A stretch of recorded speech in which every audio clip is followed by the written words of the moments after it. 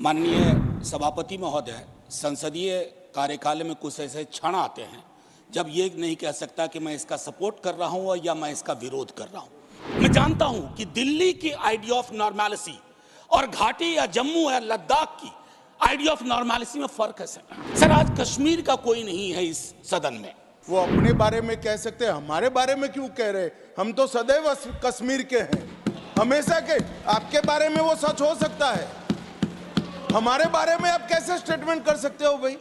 इस देश का कश्मीर से लेकर कन्याकुमारी और द्वारका से लेकर नॉर्थ ईस्ट तक हर व्यक्ति का कश्मीर है और हर कश्मीरी का देश है। क्या बात कर रहे हैं आप? खामोशी शांति का पर्याय नहीं होती है। शांति के लिए न्याय चाहिए, वो उतना ही कश्मीर के लिए दुरुस्त है जितना मणिपुर के लिए। प्रोफेसर मनोज कुमार झा। शुक्रिया सर, आपका बहुत बहुत धन्यवाद। माननीय सभापति महोदय, संसदीय कार्यकाल में कुछ ऐसे क्षण आते हैं जब ये नहीं कह सकता कि मैं इसका सपोर्ट कर रहा हूं या मैं इसका विरोध कर रहा हूं। कई सारी चीज़ें हैं इसमें जो वेलकम इनिशिएटिव हैं, मैं मानता हूं। बस कुछ सुझाव दूंगा क्योंकि अक्सर मैं देखता हूं कि हमारे बीच का संवाद, माननीय सभापति महोदय, विपक्ष का अलग से कोई प्रधानमंत्री नहीं होता या विपक्ष का अलग से कोई गृह मंत्री नहीं होता। विपक्ष को भी अपनी शिकायत, अपने मुद्दे अपने प्रधानमंत्री के समक्ष, अपनी आलोचना अपने गृह मंत्री के समक्ष रखनी होगी।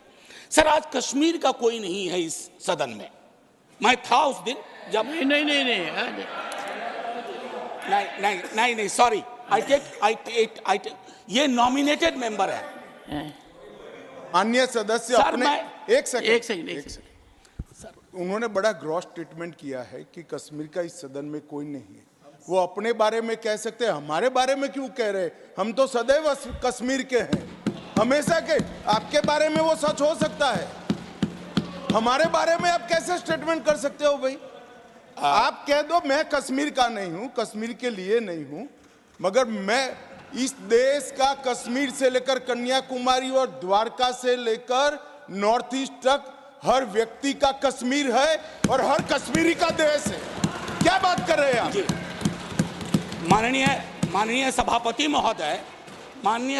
महोदय, सदन की एक व्यवस्था के तहत मैंने ये बात कही थी। वो नॉमिनेटेड मेंबर है, मैं जानता हूँ। माननीय गृह मंत्री जी ने दूसरी बात कही है। सर, मैं समझ गया। सर, या तो मुझे बात कहने दी जाए। मैं ये कह रहा था कि जैसे मैं बिहार से चुन के आता हूँ, उस संदर्भ में मैंने ये बात कही थी। देश तो सबका है सर, तिरंगा यहाँ कहीं किसी से छोटा नहीं है सर। मैं सिर्फ इतना कहना चाहता था। माननीय सभापति महोदय, इसमें बहुत अच्छी चीजें, जैसा मैंने शुरू में ही कहा कि विरोध के लिए विरोध करूं ये उचित नहीं है।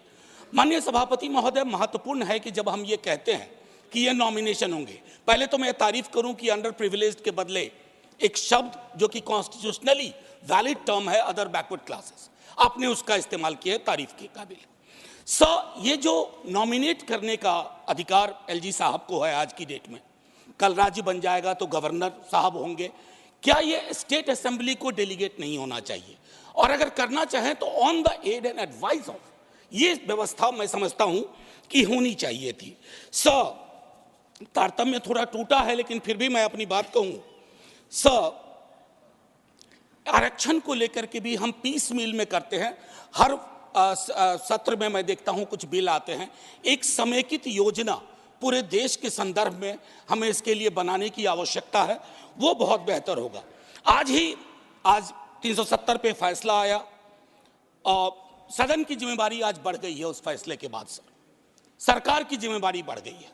मैं मानता हूं इतिहास, आपने यहां एक फैसला लिया था, तब संसद वहां थी सर। ये लगभग घिस चुका था, हम भी जानते हैं, लेकिन एक मनोवैज्ञानिक पहलू था। मैं आग्रह करूंगा सरकार से कि उस साइकोलॉजिकल हीलिंग की भी कोशिश होनी चाहिए, और ये हीलिंग हो सकती है सर। मैंने कहा ना कि हिंदुस्तान का मिजाज महासागर वाला है, इसको बस तालाब ना बनाया जाए, महासागर अपने अंदर सब समाहित कर लेगा। माननीय सभापति महोदय, जो कश्मीरी घाटी में रह रहे हैं, गांव में रह रहे हैं, उनको लेकर के भी एक चिंता होनी चाहिए। बाहर हैं, उनकी चिंताएं वाकिफ है। बल्कि विवेक जी ने ये बात कहा कि बुरे से बुरे वक्त में एक बहुत बड़ी आबादी उन्हीं घरों में, गांव में गलियों में रही, उनका एक्नॉलेजमेंट मैं समझता हूं बहुत आवश्यक है।